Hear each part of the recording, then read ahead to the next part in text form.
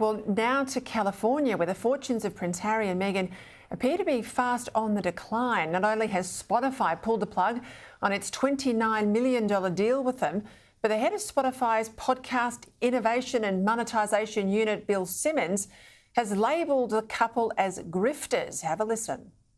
I wish I had been involved in the Meghan and Harry leave Spotify negotiation. The grifters. That's the podcast we should have launched with them. I got to get drunk one night and tell the story of the Zoom I had with Harry to try to help him with a podcast idea. Do it. It's one of my best stories. That is brutal as it gets. And sources close to Spotify say the royal couple produced only one episode of the promised 12-episode series in order to earn that $29 million. And now it's also being reported that Netflix is unlikely to renew their contract with the couple either. To discuss this and more, GB News host, Daily Mail columnist, the wonderful Dan Wooten joins me now from London. Well, I'm not surprised, Dan, I doubt you are either, but just how bad is this for Harry and Meghan? Hey, Peter, this is cataclysmic. This is a disaster. I mean, who do they blame for this? When they fell out with the royal family, they were able to say it were the horrible men in grey suits who were trying to hold us back, who were trying to stop us doing what we wanted to do. In fact, many of those men in grey suits said the same thing about Harry and Meghan. They were lazy, they were entitled, they only cared about themselves. Now they've had that same damning verdict from the woke companies who are meant to be their friends. So where this couple goes next is a major question. I can't understand, though. If someone paid you or I $29 million to knock out 12 episodes, I mean, we get 5 done here in a week, you do it in a fortnight, you're not going to miss that money coming into your pocket. What on earth is going on that they can't deliver on a contract? Well, the thing is, they can't deliver on a contract. They can't keep their staff.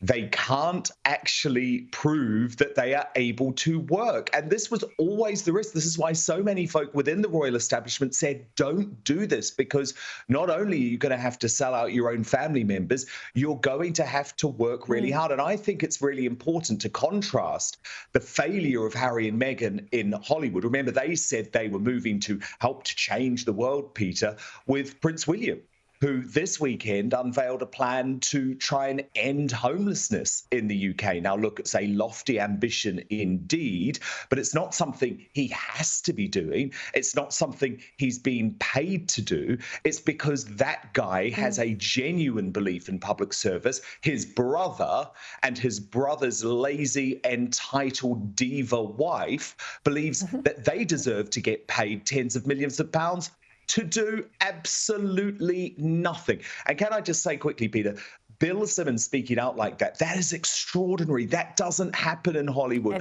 People stab each other in the back. They don't speak out publicly like that when deals have ended. So this was bad. I think I've got some footage there to show people at home. Of course, the timing was exquisite because you saw the trooping of the colour, you saw the king on horseback. Of course, the Queen has long been on the balcony, not on a horse. She did ride at one stage, but not for a long time. You have those wonderful images of Kate, the Princess of Wales now, and all the others in the carriages, the children, of course. They look like they've absolutely turned the page on this couple. And, of course, we know they weren't even invited to be there on the weekend. No, they weren't. First time that Harry hadn't been invited to Trooping the Colour. First time, as you say, that a monarch had been on horseback since 1986. It was a reminder that Charles has this plan for a slimmed-down monarchy, focused very much around himself and Camilla and William, Kate, George, Charlotte, and Louis. And it worked. And I think the reality is now that Harry and Meghan would actually drag the royal family down. We've seen what they're about. We've seen that they're not about improving the lives of ordinary folk.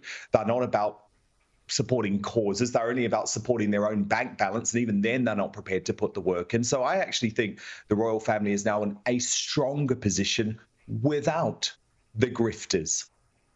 Spot on, spot on. Hey, I'm almost out of time. Boris Johnson, give us your drum here.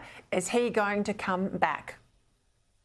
Well, look, I spoke to Liz Truss, former Prime Minister, for her first major TV appearance on my GB News show last night, and she said, never, ever rule out Boris Johnson. I don't rule him out either.